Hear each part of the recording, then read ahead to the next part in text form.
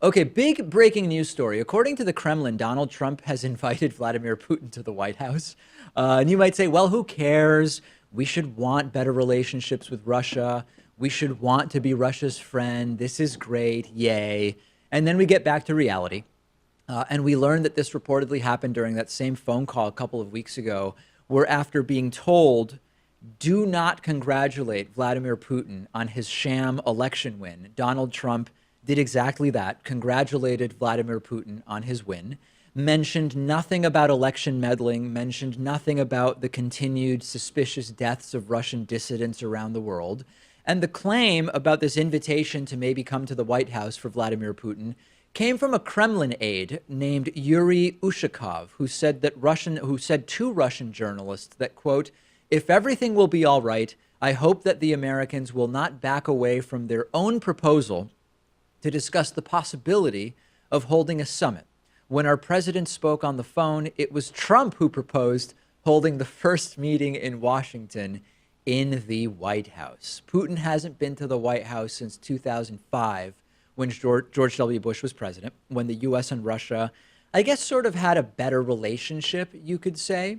So why do we care? Well, we care because this is Vladimir Putin's manipulation of Donald Trump bearing fruit, right? It's another example of Putin getting what he wants, which is being seen as a sort of serious world leader that gets invited and the red carpet is rolled out for them and they get to go into the most special of places, although certainly the Oval Office has become less special since Donald Trump has appropriated it.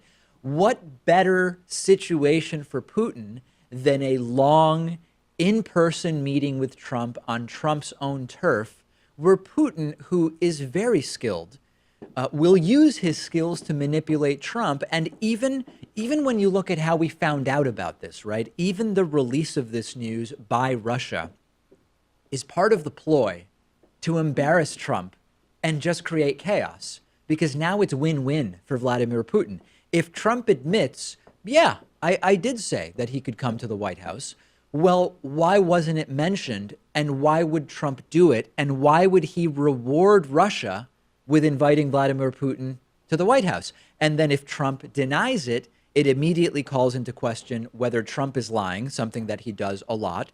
And if so, it would make us wonder, why is this something that Trump would lie about, which only increases more of the suspicion about what's going on with Russia? The fact that we're first hearing about this from Russia is sort of part of the chaos that Russia is so expertly catalyzing. And we once again, we've got to apply Trump's razor to this, as I mentioned yesterday.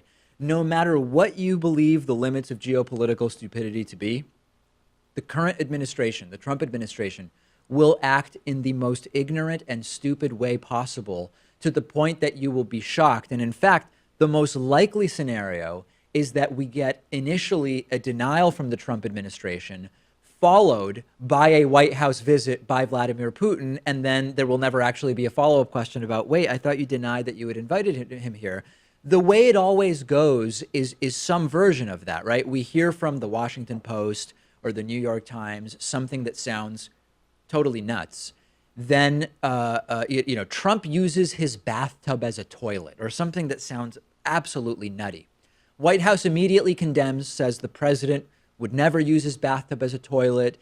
It's the fake news media, including that failing fake news, Amazon, Jeff Bezos, Washington Post. They're smearing the president. Then, like 2 days later, Trump goes to Twitter and says, hey, yeah, all right, I use my bathtub as a toilet. And Hillary was using her bathtub as a toilet before I did. And the FBI refuses to look into when Hillary Clinton is using her bathtub as a toilet. No one cares about that. And I've been treated very, very unfairly. And then the sort of cherry on top is 3 days go by, and then Trump says, what? I never said I used my bathtub as a toilet. I was misquoted by the loser New York Times. I never said it. And then 100 grand goes to another porn star and hush money, and we all forget about it because we're like 10 scandals past it. That is the sort of MO of how these things develop. Will we ever hear about it again? I genuinely don't know. The video you just finished watching was made possible by you through the membership program. You can sign up for membership at davidpakman.com/membership. We are viewer-supported independent media. You can use the coupon code IVoted17 for a 40% discount off of your membership.